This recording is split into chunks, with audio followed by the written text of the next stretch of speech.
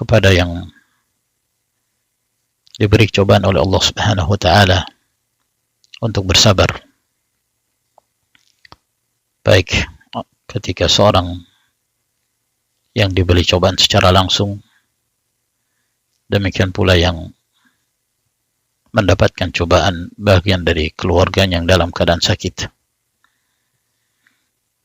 agar hendaknya mereka senantiasa bersabar atas cobaan yang Allah Subhanahu wa taala berikan dalam kehidupan dunia. Sebab dunia merupakan daru al-ibtila. Bagi siapa yang bersabar, maka dia akan mendapatkan hasil yang terbaik di sisi Allah Subhanahu wa taala. Allah Jalla wa Ala berfirman, "Innama yuwaffas sabiruna ajrahum bighairi hisab."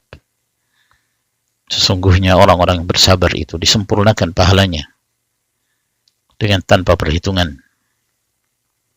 Sebagaimana Allah Jalla wa Ala juga berfirman, وَلَنَبْلُوَنَّكُمْ بِشَيْءٍ مِنَ الْخَوْفِ وَالْجُوعِ وَنَقْصٍ مِنَ الْأَمْوَالِ وَالْأَنْفُسِ وَالثَّمَرَاتِ وَبَشِّرِ الصَّابِرِينَ الَّذِينَ إِذَا أَصَابَتْهُمْ مُصِيبَةٌ قَالُوا إِنَّا لِلَّهِ وَإِنَّا إِلَيْهِ راجعون أُولَئِكَ عَلَيْهِمْ صَلَوَاتٌ مِنْ رَبِّهِمْ وَرَحْمَةٌ وَأُولَئِكَ هُمُ الْمُهْتَدُونَ. Kami pasti akan menguji kalian, memberi cobaan kepada kalian berupa rasa takut, kelaparan, berkurangnya harta, sempitnya perekonomian, hilangnya jiwa, dan gagalnya dalam panen dari penghasilan kebunnya atau ladangnya.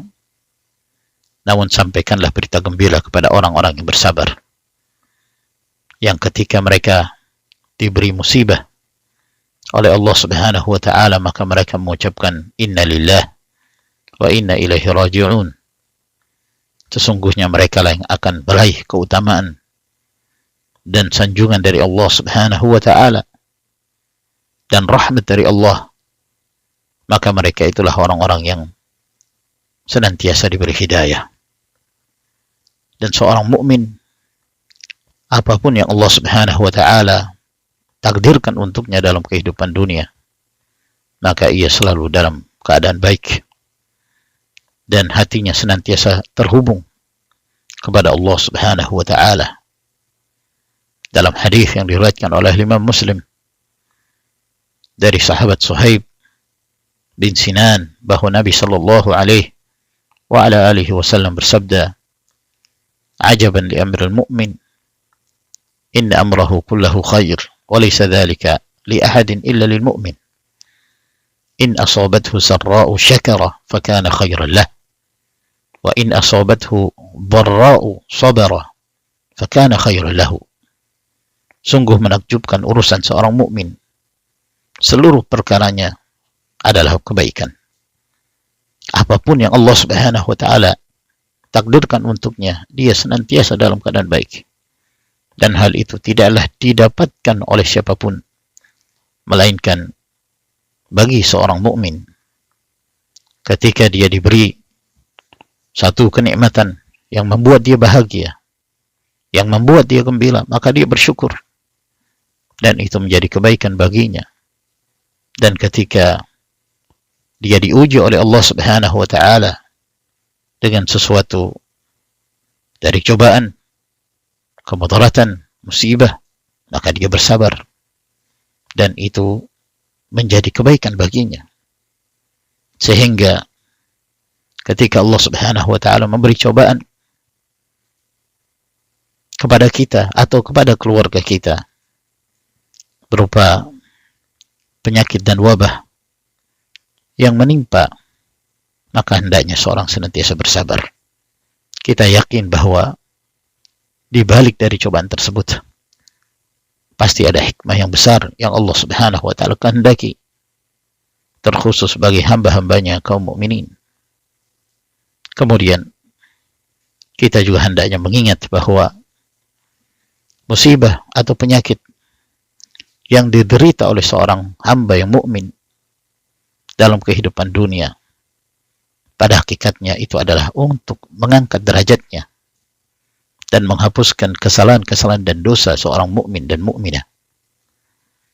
Oleh karena itu, siapapun dari kaum mukminin tidak terlepas dari cobaan tersebut. Bahkan Rasulullah sallallahu alaihi wasallam dalam sebuah hadis yang diriwayatkan oleh Imam Al-Bukhari dan Muslim dari hadis Abdullah bin Mas'ud radhiyallahu an. Suatu ketika Ibnu Mas'ud mendatangi Rasulullah sallallahu alaihi wasallam dalam keadaan Rasulullah mengalami demam yang sangat tinggi sekali. Demam yang dirasakan oleh Nabi alaihi salatu wassalam itu 2 kali lipat dibandingkan demam manusia normal yang lainnya. Maka Rasulullah sallallahu alaihi wasallam ditanya oleh Ibnu Mas'ud, apakah yang demikian karena beliau mendapatkan pahala 2 kali lipat? Maka Nabi sallallahu alaihi wasallam mengatakan iya. Lalu beliau bersabda, "Ma min muslimin yusibuhu adhan syaukatan fama fawqaha illa kaffara Allahu biha sayyi'atihi kama tahuttu asy-syajaratu waraqaha." Tidaklah seorang muslim yang ditimpa sesuatu yang memudaratkannya, apakah duri yang masuk ke dalam salah satu bagian tubuhnya atau lebih dari itu, melainkan Allah Subhanahu wa taala menghapuskan kesalahan-kesalahannya seperti halnya sebuah pohon yang menggugurkan dedaunannya. Maka musibah yang menimpa seorang mukmin, penghapus dosa, maka hendaknya seorang yang diberi cobaan oleh Allah Subhanahu wa taala juga memandang dari sisi ini bahwa pada hakikatnya Allah Azza wa Jalla menghendaki kebaikan baginya.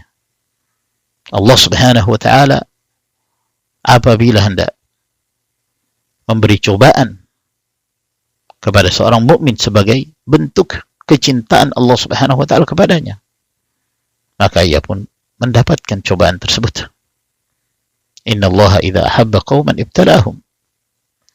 Allah Azza wa Jalla apabila cinta kepada satu kaum, maka Allah memberi cobaan kepada mereka. Sehingga wajib bagi kita bersabar. Seorang mukmin yang bersabar dalam menghadapi cobaan dan dia mengharapkan ridha Allah Subhanahu wa taala, semoga itu akan menjadi kebaikan dan pahala yang berlipat ganda di sisi Allah Subhanahu wa taala. Nabi sallallahu alaihi wasallam sebagaimana diriwayatkan oleh Imam Al-Bukhari, tatkala Aisyah bertanya kepada Rasulullah alaihi salatu wasallam tentang wabah ta'un, maka Rasulullah sallallahu alaihi wasallam menyebutkan bahwa dahulu wabah ta'un merupakan azab yang Allah timpakan kepada siapa yang Allah kehendaki dari hamba-hambanya. Faja'alahu Allahu rahmatan lil mu'minin. Lalu Allah Subhanahu wa taala menjadikan wabah itu sebagai rahmat bagi kaum mukminin. Falaysa min 'abdin yaqa'u at-ta'un fayamkuthu fi baladihi sabira ya'lamu annahu la yusibahu illa ma kataba Allah lahu illa kana lahu mithlu ajri syahidin. Maka Allah Subhanahu wa taala menjadikan wabah itu sebagai rahmat bagi kaum mukminin. Maka tidaklah seorang hamba yang terkena wabah ta'un lalu dia tetap tinggal di negerinya dengan penuh kesabaran dan dia meyakini bahwa tidak ada yang menimpanya kecuali apa yang telah ditakdirkan dan ditetapkan oleh Allah Subhanahu wa taala untuknya, melainkan dia akan mendapatkan pahala seperti pahala seorang yang mati syahid. Kemudian saya menasihatkan kepada para ikhwah sekalian di masa-masa yang sulit ini agar kemudian kita saling memberi wasiat kebaikan dan saling ta'awun, bekerja sama antara satu dengan yang lain dalam meringankan beban sebagian ikhwan kita yang tertimpa virus tersebut, yang mengalami musibah dan cobaan ini. Sebab kaum mukminin mereka akan menjadi kuat dengan saudaranya. Kaum mukminin secara menyeluruh bagaikan sebuah bangunan, sebagaimana yang disebutkan oleh Nabi sallallahu alaihi wasallam dalam riwayat Bukhari dan Muslim dari hadis Abu Musa al-Asy'ari radhiyallahu an, bahwa Rasulullah sallallahu alaihi wasallam bersabda, al-mu'minu lil-mu'min kal-bunyan yashuddu ba'duhu ba'dha. Seorang mukmin terhadap mukmin yang lain bagaikan sebuah bangunan yang saling menguatkan sebagian dengan sebagian yang lainnya. Dalam riwayat Bukhari dan Muslim dari hadis An-Nu'man ibn Bashir, Rasulullah sallallahu alaihi wasallam bersabda, "Mathalul mu'minina fi tawaddihim wa tarahumihim wa ta'atufihim mathalul jasad idza ishtaka minhu 'udwun tada'a lahu sa'irul jasadi bis-sahri wal humma."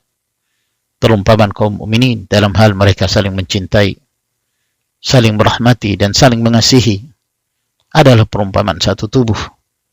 Apabila salah satu anggota tubuh merasa sakit, maka yang lainnya pun turut merasakan sakit, turut merasakan apa yang dirasakan oleh saudaranya, yang menyebabkan dia tidak mampu tidur, yang menyebabkan dia merasakan demam. Seperti itulah kondisi kaum mukminin antara satu dengan yang lain. Tidak membedakan mereka perbedaan suku, atau perbedaan warna kulit, atau perbedaan wilayah.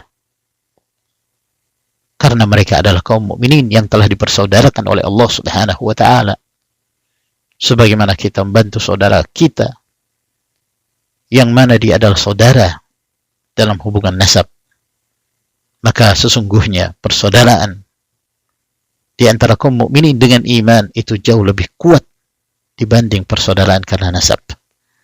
Dalam sebuah hadis yang disahihkan oleh Al-Allamatul Albani rahimahullah, Nabi sallallahu alaihi wasallam bersabda, "Wa khairun nas anfa'uhum linnas."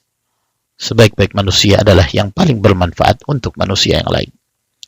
Dalam riwayat Tabarani dari hadis Ibnu Umar, Nabi sallallahu alaihi wasallam bersabda, "Ahabbun nasi ila Allah anfa'uhum linnas, wa ahabbul a'mali ila Allah azza wa jal sururun yudkhiluhu ala muslim, aw yakshifu anhu kurbatan, aw yaqdi anhu dainan, aw tatrudu anhu ju'a."